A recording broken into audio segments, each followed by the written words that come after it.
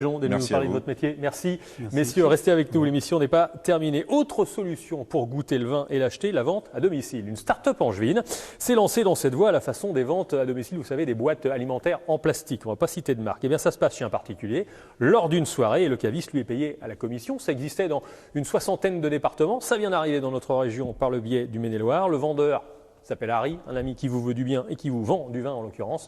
Mon caviste à la maison, reportage Éric Aubron, Gwenaël Riguet.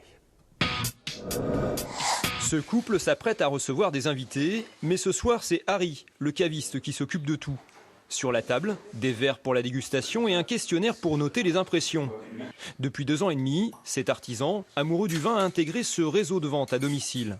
À côté de mon travail principal, j'ai toujours essayé de travailler auprès des viticulteurs, que ce soit en tant que saisonnier et puis aussi d'essayer de vendre du vin pour eux. Là, le concept était vraiment intéressant et puis concret puisque du coup, il y avait un gros panel de vins très intéressant, une découverte pour moi aussi, de la vente qui m'intéressait beaucoup. Une dizaine d'amis ont été conviés pour la soirée. Le caviste animateur va faire goûter 5 vins à l'aveugle en les accompagnant de produits gourmands. Alors, je vous laisse le sentir, le déguster.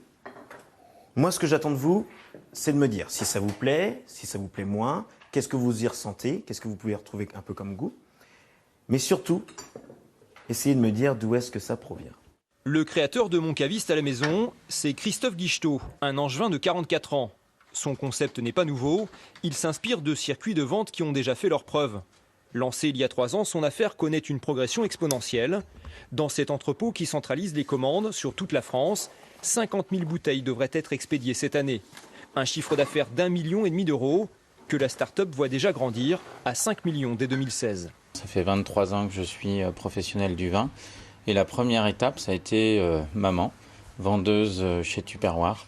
Et j'ai subi la vente à domicile en Réunion puisque ma chambre était envahie de gamelles et de bidons en plastique.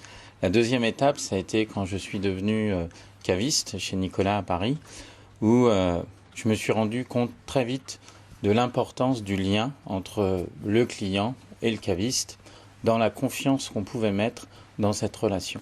Pour ces soirées, tous les terroirs de France sont représentés, quelques vins étrangers aussi. Des cuvées exclusives, vendues nulle part ailleurs. Les amateurs y trouvent leur compte, mais le succès repose surtout sur la convivialité. Très agréable, très convivial, ça permet de déguster des vins à l'aveugle. Ça permet d'apprécier le vin indépendamment du fait d'être spécialiste ou pas.